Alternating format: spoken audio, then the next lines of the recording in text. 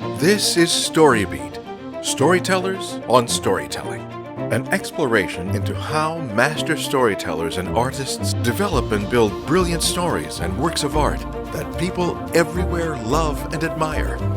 So join us as we discover how talented creators of all kinds find success in the worlds of imagination and entertainment.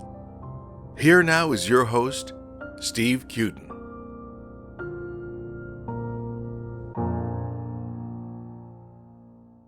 Thanks for joining us on StoryBeat. We're coming to you from the Center for Media Innovation on the campus of Point Park University in the heart of downtown Pittsburgh, Pennsylvania. If you like this podcast, please take a moment to give us a rating or review on whatever app or platform you're listening to. Your support helps us bring more great StoryBeat episodes to you. Well, my guest today, the exceptionally talented Garfield Lemonius, is a graduate of York University with both Bachelor of Fine Arts in Dance and Bachelor of Education degrees.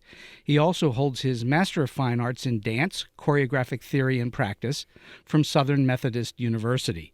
Garfield's career adventures include performing as a principal dancer with the Dallas Black Dance Theater, working with noted American choreographers, tours across the U.S. and Europe, serving on numerous boards and panels at dance conferences, and teaching and choreographing for a variety of companies, festivals, and academic institutions across the U.S., Canada, and Australia. He currently serves on the advisory board for the Pittsburgh Dance Council, the advisory committee for the National High School Dance Festival, the National Association of Schools of Dance Committee that's the Committee on Ethics, and is the chair of Dance and Associate Artistic Director in the Conservatory of Performing Arts right here at Point Park University. Adding to Garfield's many accolades, he received the 2018 National High School Dance Festival Outstanding Service Award, the festival's highest honor. So for that reason and many more, it is my distinct honor and privilege to welcome my Point Park colleague, Garfield Lemonius, to StoryBeat today. Garfield, welcome to the show. Thanks, Steve. It's a real great pleasure to have you. I've been trying to get you on the show for some time now, so I'm very happy about it. So tell us a bit about your history. You've clearly been a dancer and a choreographer for quite some time now. Mm-hmm. At what age were you first interested in becoming a dancer? Where did this begin? Maybe 10 years old. Wow. I wanted to dance. I woke up one Sunday morning and there was a PBS special on the telly, and I saw dancers in the UK dancing. The company was brilliant. I loved what they did, and I thought, wow, I could do this. I wanted to do this. But of course, my family thought dancing was something that you do for entertainment value, something social, not necessarily a career for a male person. Hard to make a living. Hard to make a living as a dancer. And so they were more inclined for me to study education or the typical careers like lawyer or going to medicine. So I put away that, and I certainly did dancing socially. And it wasn't until when I got to university, York University in Toronto. Mm-hmm. Initially, I went to York University to study environmental science. Oh, really? Because I had this fascination with nature as well. I watched a lot of nature programs on TV as well.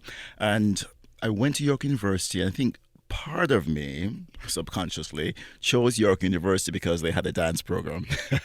So I got to York University for environmental studies / science.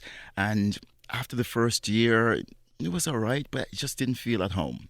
It didn't feel like something that I truly wanted to do. It was an interest, but you didn't want to make a vocation out of it. I didn't want to make a vocation out of it. I think I was interested in it because environmental practices, environmental sustainability, all of that was in vogue at that particular time. And we're talking about the late 90s. And after my second year in the program, I said, well, there must be something else that interests me, that I could still stay in the program. And I applied for the Faculty of Education, and I got in. And so my goal was to finish York University with a dual degree, one in education and one in environmental studies. And the more I continued thinking about this, I said, well, I love the education bit, but the environmental studies bit is not really interesting me.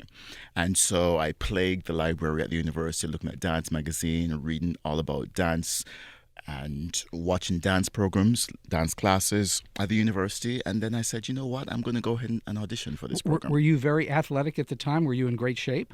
I was in great shape. Not that I did sports in particular, but I kept myself active, so to speak. And I went to the audition, and I didn't know much about the movement vocabulary that they asked me to do. I just followed along. I stood in a place where someone was always in front of me, behind me, or to the side of me. Were you a natural at it? Did you pick it up really fast? My body just went with it. It's almost as if I was born to dance. So my body recognized right away that this is something that you wanted to do, and I just let it. And you enjoyed it, and it was fun on top of it. It was so much fun. And so I got into the program, and I switched majors right away. I continued with education and became a dance major. So, and initially, I was a little bit, there was some anxiety, so to speak, because I had to break it to my family that, that I was no longer an environmental science major or an education major, but it was more dance and education. But I knew that they would be okay with the education bit. So a part of me felt that I was doing the education for them. Well, they looked at it as the backup for this foolish endeavor you were about to go do in the arts. Exactly. I mean, that's a lot of parents think that way. That's right. You have a backup. That's right. That's right. And meanwhile, you've actually fulfilled your backup in becoming a teacher. I did, because when I graduated university, I kept saying to myself, here I am in love with two careers, dance and education. If one doesn't work out, the other one is still there. And I'm one of the lucky few that's been able to accomplish both. I'm sure that's right. I'm sure there are a lot of want-to-be dancers who can't quite get to the level that they want to get to, where they're actually working as a dancer or a choreographer. Certainly. It's much like any of the arts. Not everybody that gets an education in it necessarily goes out and winds up making a living at it. Sure. It is a difficult thing to do, no doubt, and it is for the folks that we have in the cinema program too. Right. You know, there's no guarantee of it.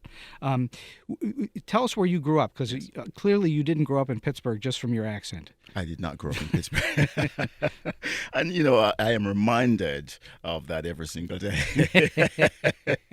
So I was born in Jamaica. I grew up in Jamaica, and then my family decided to move to Toronto, Canada.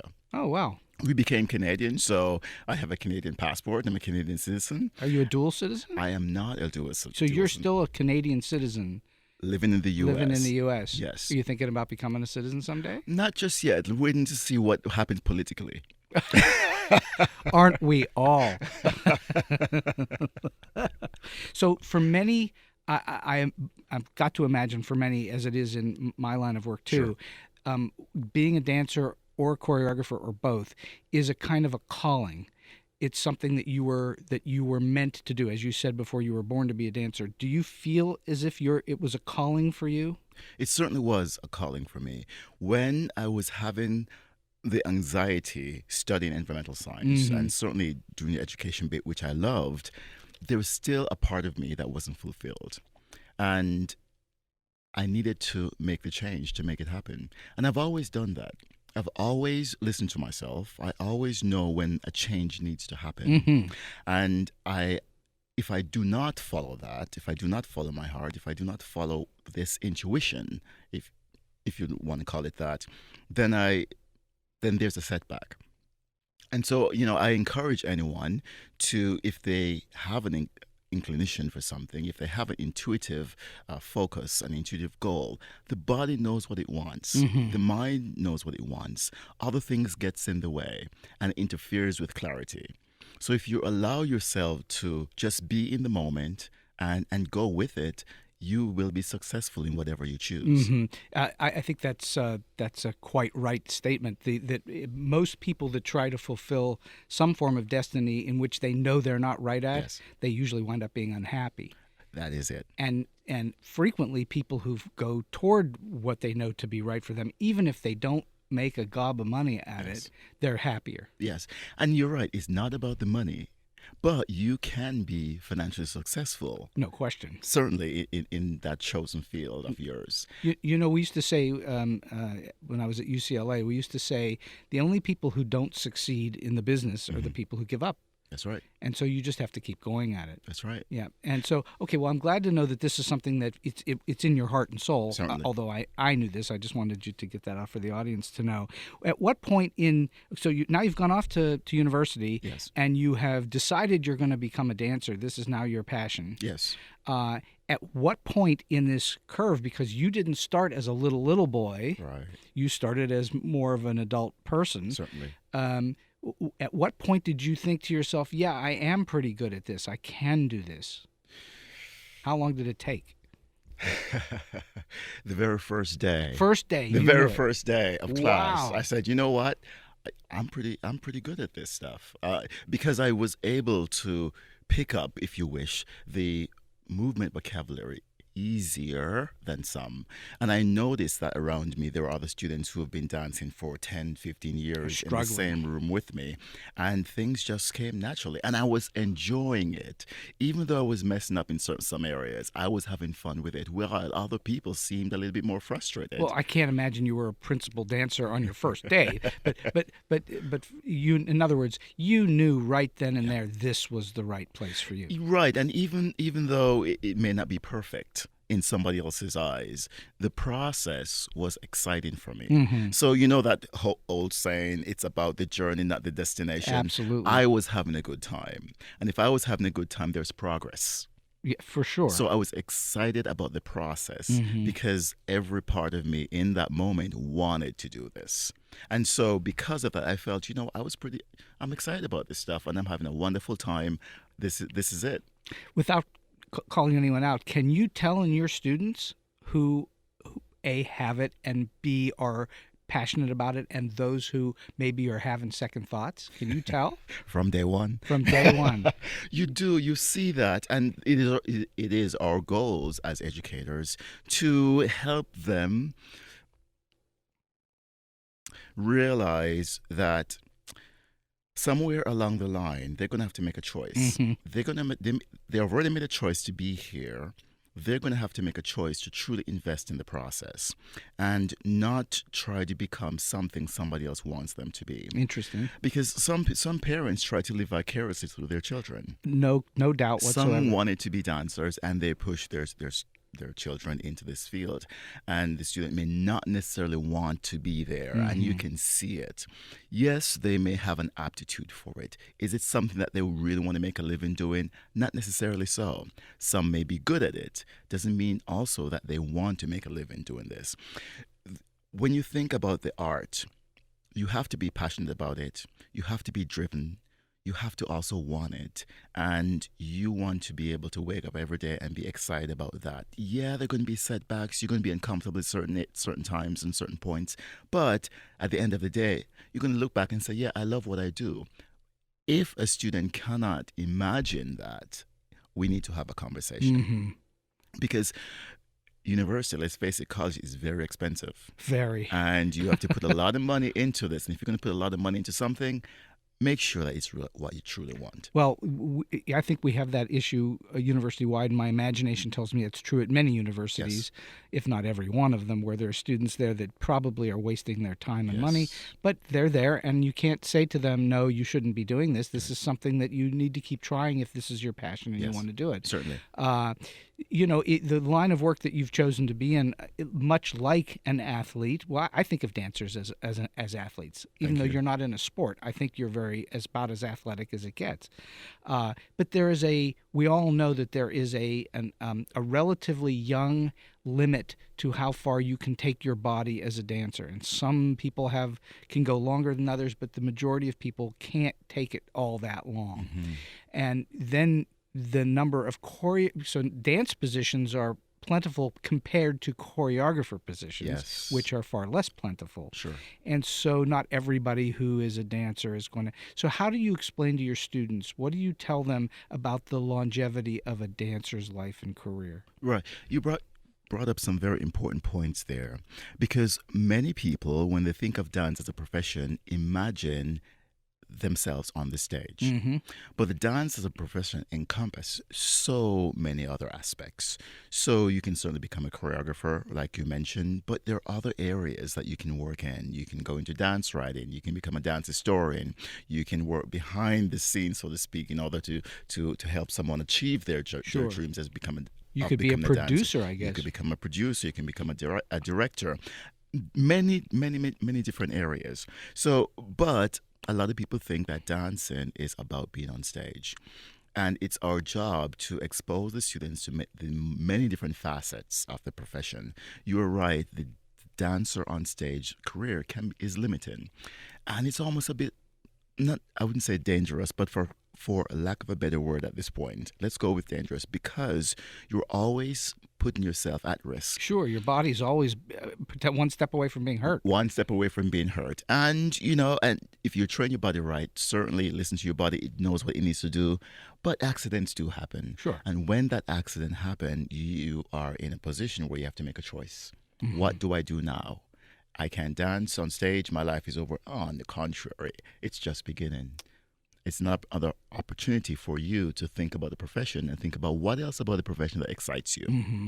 And initially going into the profession, you want to start thinking about those avenues so that you, in your studies, you study the other areas as well. So you're open and you're becoming more versatile to enter different areas in the discipline. And this is true, I would assume, for dancers who don't go to university, don't get formal training. They get training in various classes and academies and so on, but not necessarily at a formal university. Yes.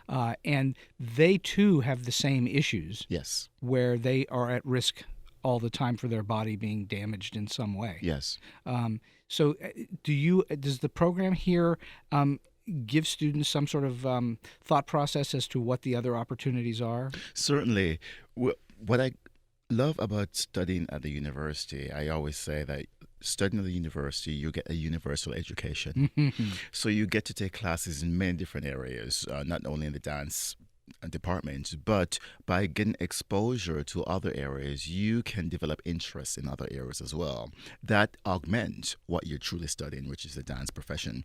But we also expose the students to courses in dance kinesiology, dance injury prevention, and choreography, dance production, and many different areas of discipline, so that they get a breadth and depth of experience at the same time. That's excellent.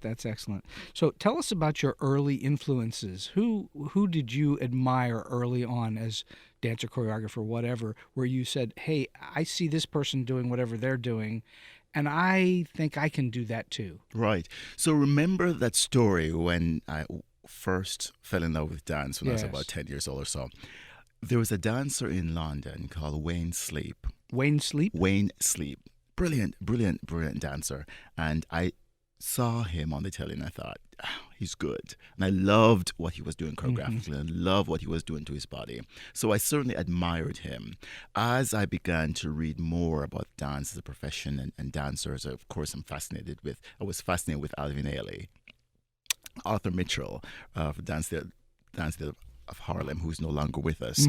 And there was a solo that I saw in class, watching a documentary about American choreographers, and the solo was called The Ostrich. And The Ostrich was choreographed by an African choreographer, Asadata Dafora. Okay. And the solo is about the bird, the ostrich. And so the dancer is mimicking the movement of the ostrich on the stage, about 5 minutes in length, but it is tiring, it's exhausting, it's beautiful, supple movements of the body. Fell in love with that. And in that dance history class, I said to myself, I want to do that. And many years later, I had the opportunity to do the exact same solo. To perform the ostrich. Wow. And to this day, it is so in me that I can get up in the studio right now and do it. Throw the music on, Steve. So you have unlike most of us, you have a phenomenal memory on top of it, where your memory bank says this move, this move, this move, this move. I've got it in order. Yes. And the rest of us are going, what do I do next? Well, dancing's about that. Dancing is about mental dexterity. You have to see something and absorb it in that moment and make sure that it's performance ready 5 minutes later. That's a very interesting thing you just said about it's as much about mental dexterity Yes. as physical dexterity. As physical dexterity. That's a phenomenal way to think about it. And that's why I think dancers are so brilliant. They're so smart. In those 3 minutes, they see the movement, they get every intricate detail of the movement, and they bring it to the stage right away. They infuse it with artistic components, and they ensure that it resonates with the audience. I think you know that I've had a great deal of experience with musical theater. Yes. And so I've always been fascinated, because I'm not a particularly great dancer. I haven't danced in a long time, but I did a little bit when I was in some musicals. But I was always fascinated with people who could get on stage with a choreographer, and they'll stand in front of them and they say, do this, this, this, this, and this, Yes. this move, this, and they just do it. Yes. I'm always fascinated by that. And that's where the process comes into play in the training. The process. Can you train? Can you learn to do that? Yes. Oh, yes, certainly. Because when you start out, you are going to have some difficulty picking up movement. Sure. Have some challenge with this mental dexterity idea. So, but over time, you get to understand the sequence of the movement. You get to remember that this sequence always follows this sequence, and certain movements bleed into each other, if you want to call it that way. And so the body becomes used to adjusting to different movements, following through to different movements, and just become very good. The eye-hand coordination works with the eye-body muscle coordination. Interesting. And so you, through practice, through time, you get to learn how to do these things. It doesn't happen right away, certainly, but over time, it's quite easy for dancers. Well, that's what that becomes obvious, is that it's easier for these folks who are standing up there and picking up these new choreographic Right. moves and just doing it 2 seconds later. Yes. There's not a lot of hemming and hawing about it. They just go and do it. They just go for it. They just go for it. So, of late, you've obviously been doubly busy because you're acting as the department chair here at Point Park for dance. And my question is, how do you remain physically in shape? How do you work your day so that you can stay in shape? I dance. You just So dance. I do teach, and I do teach technique classes. And when I do teach technique classes, I make sure that I'm also doing the movement. So I demonstrate the movement for the students, and sometimes I may have to demonstrate what I'm essentially asking their bodies to accomplish. But I also have to remember that it's about them. So I'm not going to be in the room dancing with them and not focusing on them and their development. Importantly for me, staying in shape, I dance in the room and I demonstrate the movement. Sure, there'll come a point when I cannot demonstrate the movement, and then I have to choose to do something else, some other cross training to help my body stay in shape. But at this time, it's just whatever happens in the studio. So right now, you don't go to the gym every day? I do not go to the gym at all. Wow. I think that's because obviously the listeners can't see you the way I can see you. You're in great physical shape. Thank you. Quite obvious. Thank you. And so that's dance does it all. It does it all. If it's done correctly, It works every muscle in your body. It works every muscle in your body, including the muscle in your brain. more so. Do you have a recommendation beyond just dancing for dancers to stay in shape, or is dancing the answer? Well, it depends also on choreographically what an artistic director or choreographer is asking for you to do with a particular work, because some works may require some physical strength if you're doing some partnering exercises. So you may need to visit the gym, if you're a man or woman or other, you may need to get some physical strength in there that you may not be able to do in the studio. And some individuals may need to go to the gym to help get their bodies strong enough. Does the program also train people on ways to train yourself in the gym too? What's great about studying here at Point Park, we have athletic trainers. So the students interact with the trainers, and the trainers can prescribe certain movements that they can do to help them strengthen or lengthen different areas of their bodies.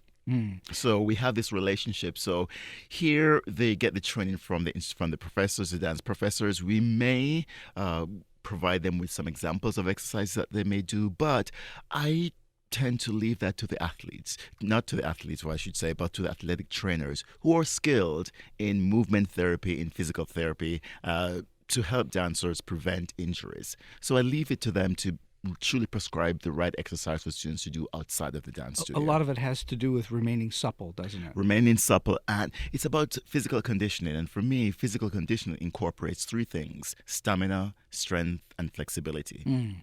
And so when dancers are doing CrossFit or work outside of the studio to augment their training, it's important that they take all those three things into consideration. A lot of it has to do with breath training too, doesn't it? Certainly. You can't just dance and can't go for any period of time. You have to go for a long period of time. You have to go for a long period of time, and that's where the stamina comes into play, because you may be on a stage for 30 minutes and you never leave the stage. How do you find the energy to do all that? You have to eat right. Well, certainly. I don't know. To have the energy. But also, part of dance, well, not part of dance, the biggest part of dance is that it's an art form. And so we keep talking about the physical aspects of the profession, but the art is what is so important, because it's what's going to bring the audience back to see you. You have to resonate with the audience. You have to make them feel something so that they want to come and see you. Yes, you can wow them virtuosically by doing some physical movement that makes them go wow, but what's going to truly touch them is when they recognize something on stage that they can truly relate to. And it's that emotion also that's important. It's the same for all of storytelling, and I think dance is a form of storytelling. Certainly. There's a narrative to the way a dance unfolds. Yes. And in all of storytelling, it really has to do with passion, emotion. Yes. We're not selling intellectuality, we're selling passion. We are selling passion, but at the same time, that intellectuality comes into it, because after the show, and you're having a conversation with a dancer, Right. and you're asking these questions, dancers are able to look at, talk about, and do the movement well. So let's talk about choreography and so on, and, Sure. and making these things into pretty pictures, I guess you could call them, or into beautiful movement. What is your philosophy just toward auditioning for work? As a choreographer, what are you looking for? Certainly, you're looking for dancers who have that mental dexterity to be able to pick up the movement, synthesize it, and give you exactly what you want. But also, you're also looking for something that's a bit unique in each dancer, because we always tell our dancers that it's not just what you can do physically. There has to be something unique about you that's going to make me as a choreographer attracted to what you're doing. Something that you do that's going to inform the process and inform the work. Is that akin to the writer's voice or the actor's persona? Is it the same thing? You're looking for something special? Something special, yes, because 10, 15, 20, 50 people in the room can do the same movement exactly. But some of those individuals in the room is going to do it in a certain way that makes you say, wow. It's what we call the it factor. It's the it factor, that's right. And not the money move, but the it factor. The it factor. That's exactly right. Well, there are definitely people who, in any art form, are playing the same notes or are saying the same words and so on, but they just do it in a way that you just take notice of. That's right. And the it factor is always changing. Well, that's for sure. The it factor in all of the arts is constantly being upended by critics and the audience. That's right. And so, So as a choreographer, do you have any particular special technique that you look for or that you work on with dancers? Is there a specific technique that you prefer? My idiom certainly in dance is modern contemporary movement. So choreographically, I'm at home in that area. And so though I rely heavily on technique, I also rely on dancers who can move their bodies in a way that's just mesmerizing. I love speed as a choreographer. I love dancers who can move very, very quickly but without throwing the movement away. I always remind dancers that moving fast is not the same thing as going somewhere. So I want. Say that again. Moving fast is not the same thing as going somewhere. Sure, because you can be sitting in a rocking chair and you be rocking fast, but you're still sitting on the porch in a rocking chair. But the goal is not to throw the movements away. You may be moving fast, but I want to see exactly. So if you slow it down, I can see exactly what's going on. You have to be even more intricate with what you're trying to say with the body when you're moving fast. So I'm attracted to that as well. That takes more physical control, It doesn't takes more physical control, and it takes a lot of artistry as well. It takes someone who knows their bodies. So yeah, I look for dancers who are versatile movers, dancers who can move quickly, and certainly moving slow. Sure, some people are good at it, but some people have to be very good at that to be enables them to be mesmerizing. And again, I look for that it factor because I want to work with people in the room who can not only do what I'm asking them to do, but I also want them to contribute to the process. Have you seen students who come into to here or anywhere, other dancers and anything you've ever worked on? Do you ever see anyone who does not have that it factor who can develop it? Oh, yes, certainly. Certainly. I think because we know that the it factor is always changing, there will come a day when that whatever that person's doing will become the new it, the new meme or something, the new orange, the new black. But yes, because I always say to students, you're all unique. And there's something fantastically different about you that makes it wonderful to see. Because in a room full of 25 people or 20 people in the studio, I want to see someone that's different each time. And whatever they're doing will somehow resonate with someone at some period of time. But not try to be the same as everybody else. Yes, do the movement as I'm asking, as was requested by you, of the instructor or the choreographer, but do it in a way that shows us who you are. Be human about it.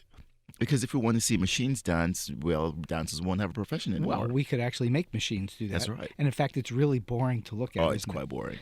It's watching the microwave, the table in the microwave just going around and around. As much as I love to see choreography that's really well in sync, that one dancer is part of the whole, that you see it, I also like to know that I like to watch stuff that I can see humans in. Yes. And not just exact specific movements that are identical one person to the next. Yes. That's what makes it fascinating for me. So now there are clearly differences when you watch dances, ballets, whatever. One is by, say, George Balanchine. One is by Jerome Robbins. One is by Bob Fosse. Sure. One is by Twyla Tharp. Yes. There are all these different kinds of choreography out there. One is by Alvin Ailey. Yes. And so on. There's all these different styles. So when you begin to choreograph a piece, a new piece nobody's ever done before, it's not something you're recreating a piece. Yes. You're actually coming up with something new. Where do you begin? That's a very good question. Where do you begin with the authentic self? Because the work that you do have to be yours, certainly because of copyright issues. You don't want to do something that somebody else's. Right. It's plain plagiarism. So where do you begin? For me, what informs my process is a music and an idea. And if the music and the idea doesn't go well, I have to always start over. So I listen to a piece of music and it just pulls me in, makes me want to move, and it makes me want to create too. And when I have the music and the idea, then the next step is to, if you're a writer, get a piece of paper and start writing. Do you actually write ideas down? I do write ideas down, and then I try it in the studio and see if it works. By yourself? By myself, but I like to work with bodies.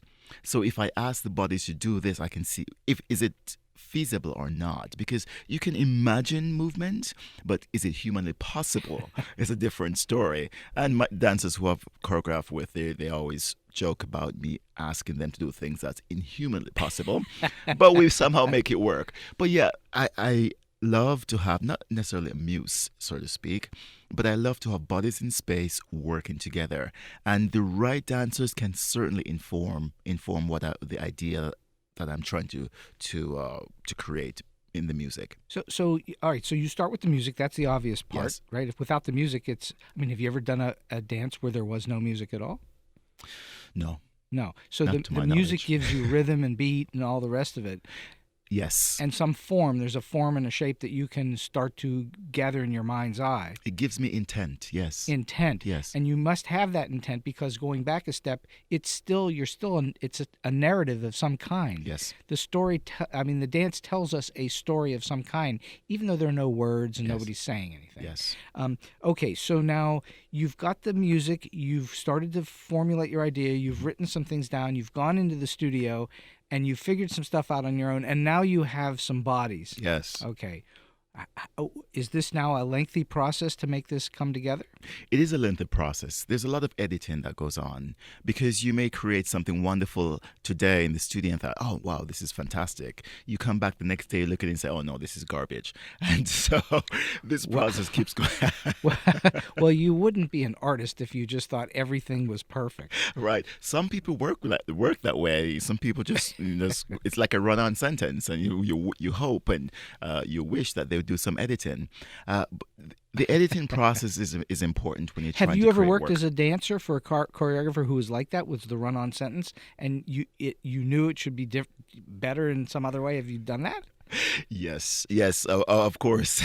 And so you just put up with it. I put up with it, but certainly when I was dancing as a dancer, I was more excited to be in the process working with the choreographer. So there was less judgment. I was excited to be chosen to do the movement because I was dancing. It's wonderful, and I was more excited about that process and being able to be able to provide them with what they wanted with the movement vocabulary. In retrospect, when I look at the work, and now I'm more critical. Well, you're more experienced, more and wiser. More experience. You've seen a lot of things. You've done a lot of things, and you've talked a lot about dance and work and the creative process and what goes all into it. And you look back and you think, well, yeah, that wasn't as great as I thought it was. But the ostrich that was choreographed in 1932 to this day and still being performed is just a work of art. It's one of the definitions for me of a work of art is that it has longevity. Yes. And this has longevity, is what Certainly you're does. talking about. The dance itself, the way you described it, is akin to me to being a writer. Yes. You are writing movement, so to speak. I don't know a better way to say it, perhaps. You're developing movement, but it's like writing. Yes. And the other thing that I teach, that I believe in, is that what you've already alluded to, is that it requires you can figure out what the whole is somewhat quickly by comparison, but then it takes a long time to refine it through editing, through changing, through shaping, through molding, and you have to have the whole in order to do that. Yes. So you have to create the whole piece first, Yes. correct? Correct. Before you start to tear it apart. Yes. And do you know, when you hear the music, does it come relatively quickly where you know where the beginning, middle, and end are of the piece itself? No. Takes a while. It takes a while. Sometimes it's like a jigsaw puzzle. You create different segments choreographically, movement-wise, and it's about putting it together. And I'd like to go back a little bit, Sure. because sometimes I do not wait until the piece is done before I make the editing. Okay, that's sometimes in the process, I am I'm doing some editing as well. Now, I work different from some choreographers, and we all have our different processes. Some choreographers have an idea and they go into the studio and they have the dancers work on movement, and then they put it all together. So they love to have the dancers become a part of the process. Sure. Some choreographers going with an exact movement that they want to see on the exact count, and they say, I want this, this, and this. And some dancers do that. So there are different pathways to creating a work that artists use. If there was only one way, it wouldn't be art. Yes, certainly.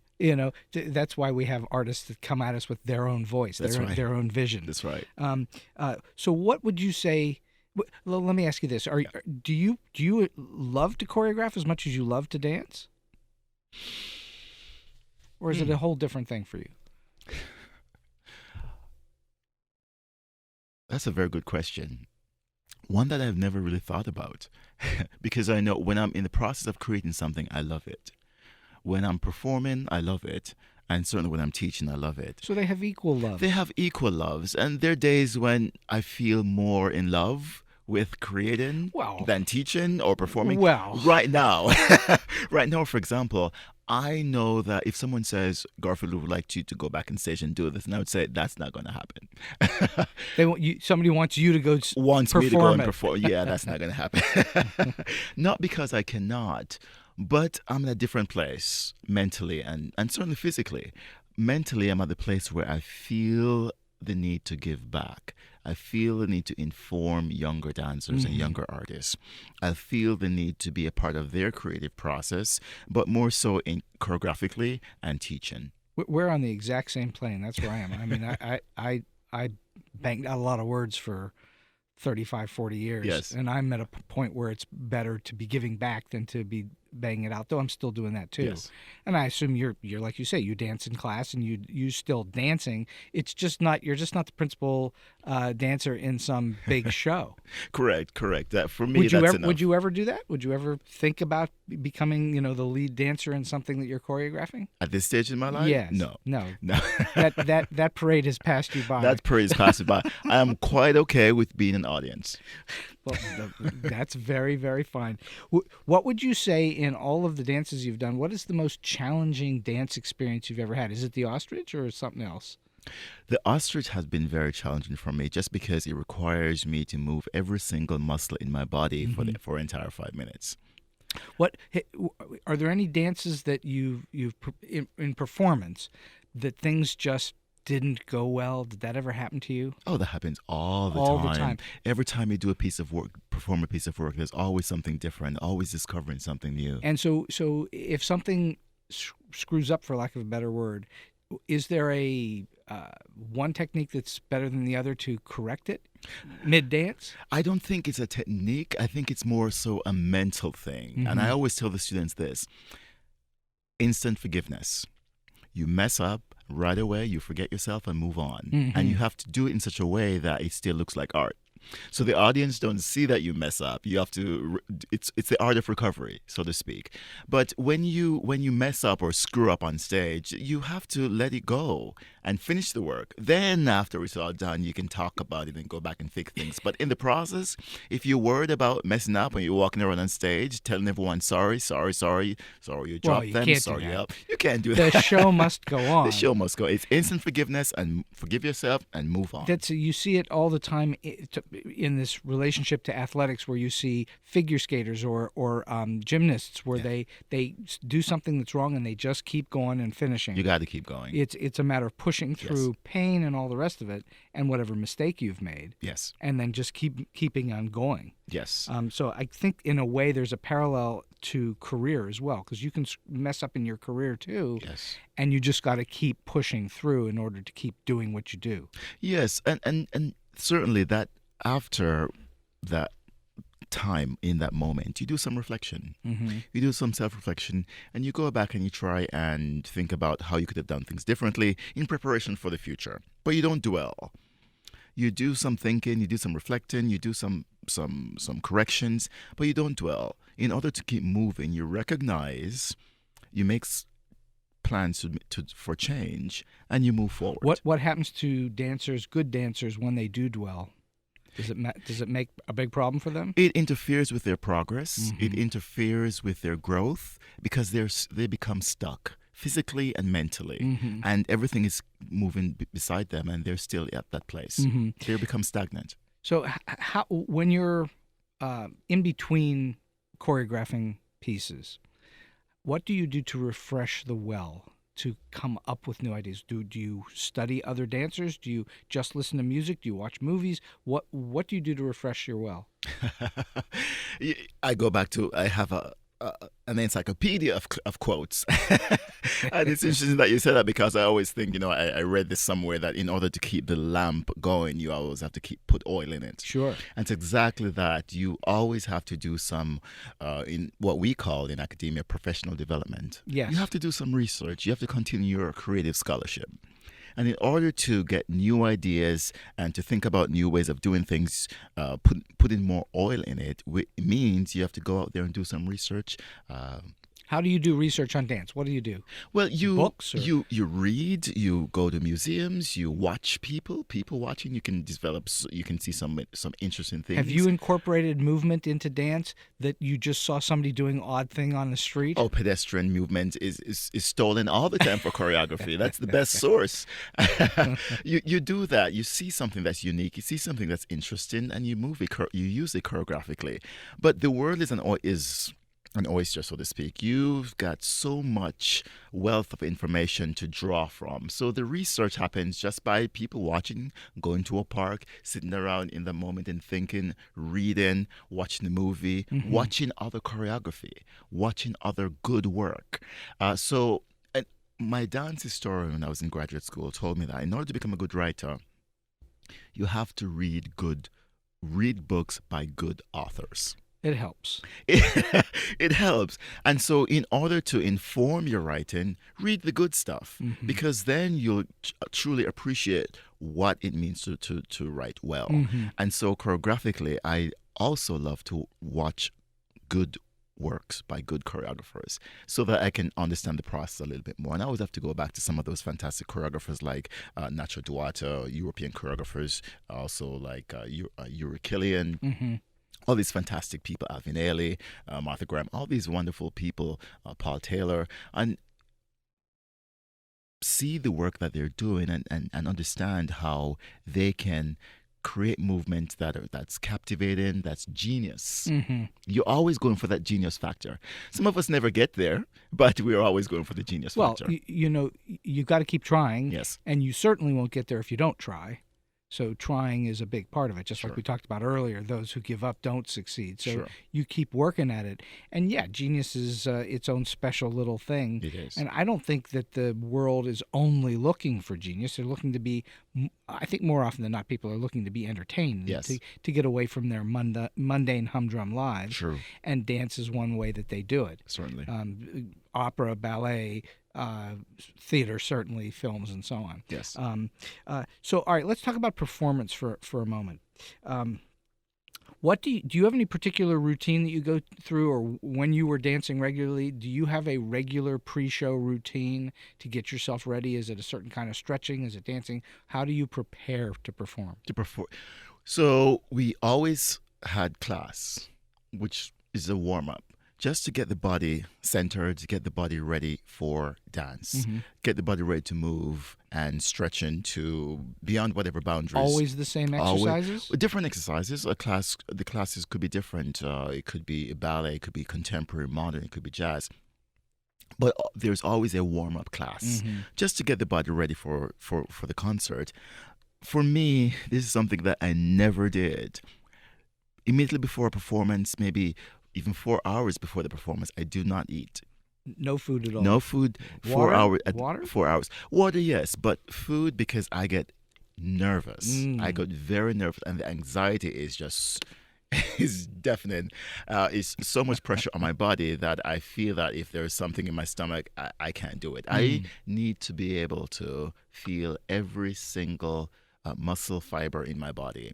And I do not want something in my stomach interfering with the process. Would you have to be sure that you at least had something to eat at least 4 hours in advance so you had some energy? Yes, certainly. You need the energy for the work. But because of the anxiety, the tremendous anxiety that I felt before the curtain goes up, I tried to make sure that there's nothing in my stomach, because it would come right back up.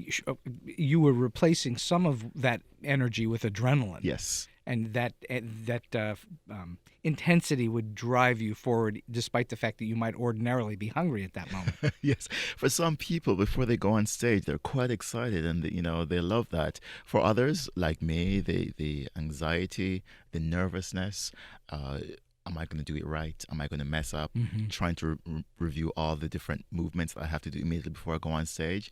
But after that first 2 minutes on the stage, it all goes away. It all goes away. That's true for most performers. Yes. Because when I was doing a lot of performing, I was terribly nervous all the time. And then 2 minutes on stage and everything goes away. That's right. Then you're just doing the work at that point. Yes. And so if you could only feel that 2 minutes on stage 3 hours earlier, it would be good, but you don't. It's always you- that pre-show anxiety. I know exactly what you're talking about.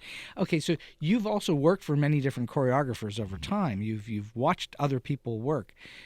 What things have you absorbed over time from some of these choreographers that you now incorporate into your own work? Making the dancers feel valuable and valid. And in how the do we do that? process. How do you make them feel valuable? What do you do? Patience. There's a bit of patience because in that moment they're anxious and eager to please. They also want to make sure that you know that you selected the right person to do the work. So in their eagerness to please, there are a lot of things that interfere with them actually doing the work well. So it's about having the conversation with them, recognizing the work that they're doing, being appreciative, letting them know that they're doing a good job, also letting them know that it's going to take some time, relax and settle into it, and also let them be a part of the creative process, because that is important when they feel that their voice is being heard and that there is value in what they bring to the process as well.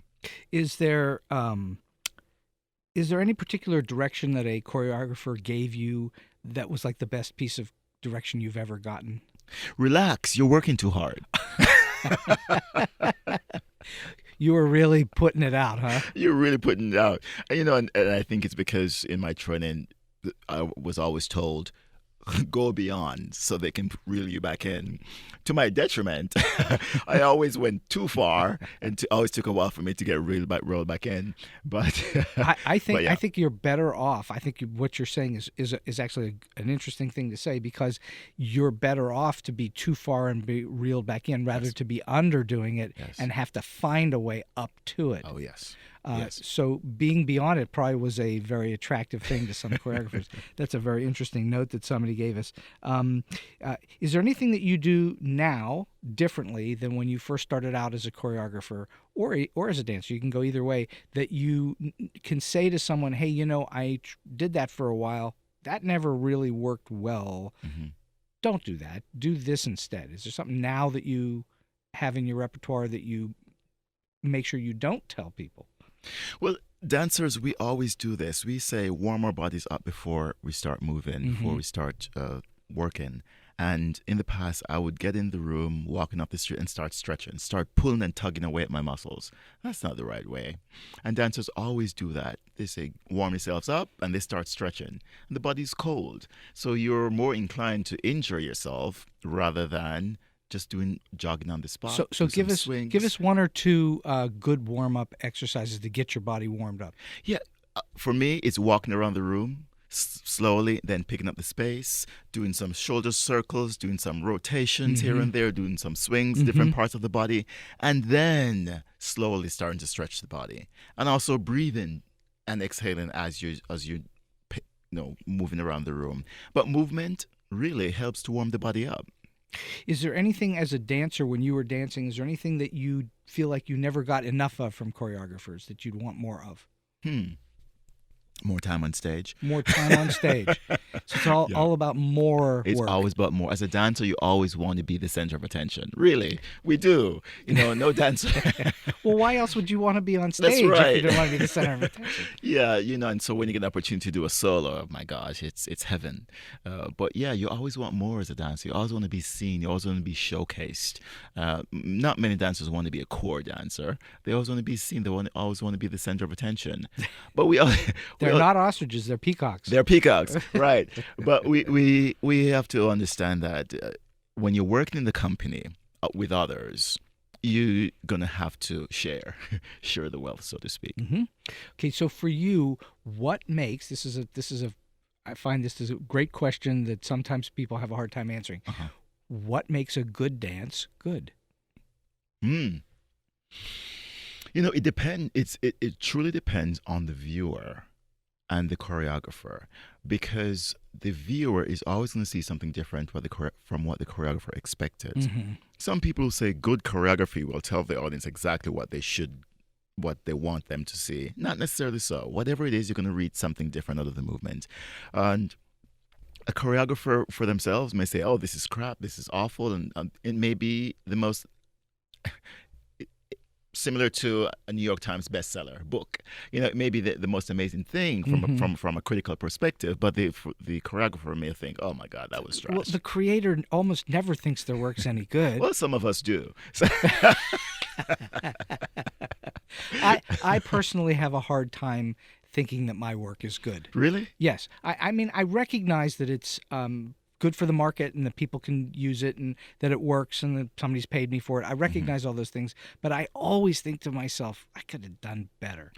Yeah, I've had those moments, but I know that there are works that I've choreographed, and I will watch it over and over and say, oh yeah, I like this. You like it? I like it. That because it's brilliant or fantastic in that way, but I just love what the dancers did with the material. Mm-hmm. With the right dancers doing it the way that you envision it, it takes on a whole new meaning. You've done choreography in which it worked out exactly what you had in your head, or better? Better than what you had in your head? Better than what I had in my head. Because the dancers plussed it. Because the dancers plussed it. Because of what the dancers did with the movement. And to me, that's what's so wonderful about working with dancers, because they're able to bring something to the work that's just so fascinating. Okay, so last major question before the last two. Okay. What do you do to stay disciplined? As a person, or as an educator, as a choreographer, as a teacher? All of the above. Dancer. As a dancer, how do you stay disciplined? As a choreographer, how do you stay disciplined? As the head of the department, how do you stay disciplined? Right. What do you have? Do you have any thoughts about how you do that? Stay humble. Stay humble. Stay humble. And how do you stay humble? Understand that this is not about you. This is about the individuals that you're working with, about your colleagues, your peers, and also, for me, about the students and getting them where they want to go. And humility plays a very, very big role in how your career progresses.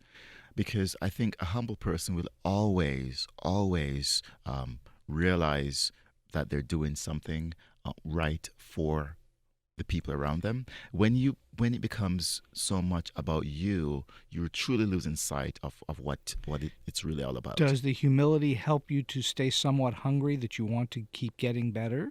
Yes, because when you're humble, you never think that you're the best.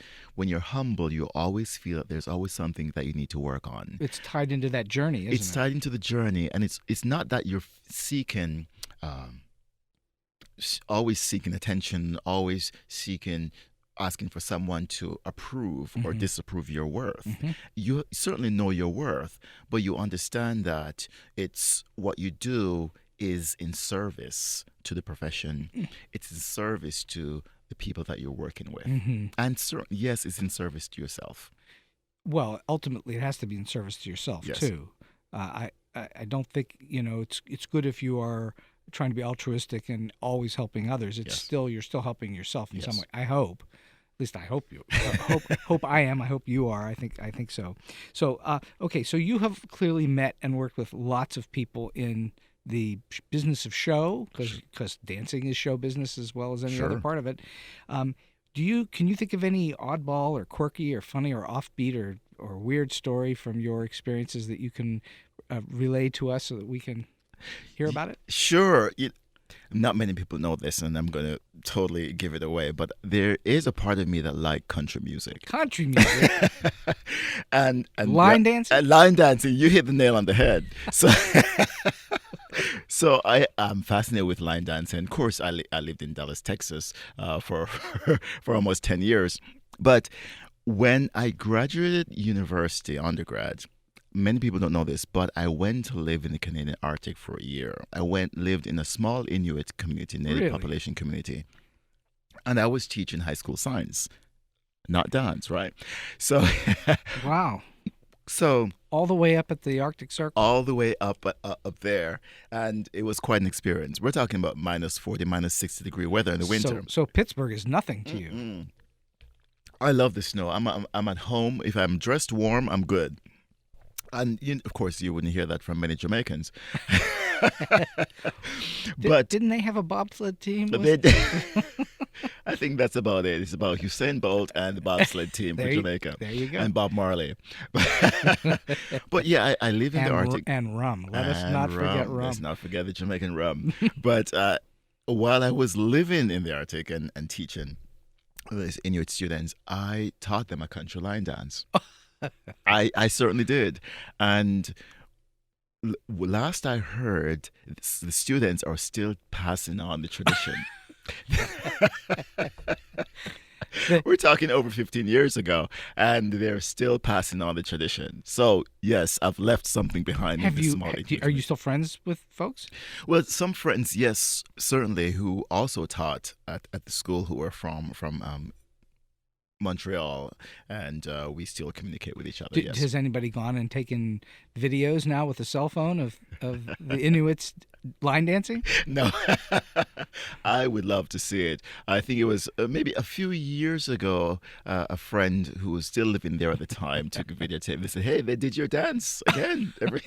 The students. You're going to live on in forever as the line dance person who gave line dance to the Inuits. I think that's very funny. He was hilarious. To this one particular community is Puvanitaka in way in northern Quebec. It was quite the experience. Needless to say, I only taught there for a year. Learned a lot about myself. Learned a lot about other people, cultural differences, and they taught me a lot as well. And well, here I am. And you gave line dancing to the natives. I think that's fantastic. All right, so do you have a solid piece of advice or a tip that could help someone who's either starting out as a dancer choreographer or at some level trying to get to the next level? Right. For me, I tell these dancers this all the time, that today is not a dress rehearsal. Yeah, life is life. You wake up and you're in it. You're not rehearsing for tomorrow. You're living it. So you have to make it count. That is really good. You really have to make it count in that moment, because the moment is all you've got. Mm-hmm. And part of performance is being in the moment. Performance is being in the moment. And so is life, isn't it? Yes. And so that doesn't mean you forget the past, and it doesn't mean you don't go toward the future, but you have to live in the moment. Live in the moment, and what you're living in right now will certainly inform the future. Such wonderful advice. Well, Garfield, this has just been a fantastic treat to have you on the show today. I'm so glad you stopped by. Thanks, you finally made it happen. Yes, we did. It's been a lot of fun. Thank you. Thank you. And so we've come to the end of today's Story Beat. If you like this podcast, please take a moment to give us a comment, rating, or review on whatever app or platform you're listening to. Your support helps us bring more great episodes to you. This podcast would not have been possible without the generous support of the Center for Media Innovation on the campus of Point Park University. Until next time, I'm Steve Cuden, and may all your stories be unforgettable.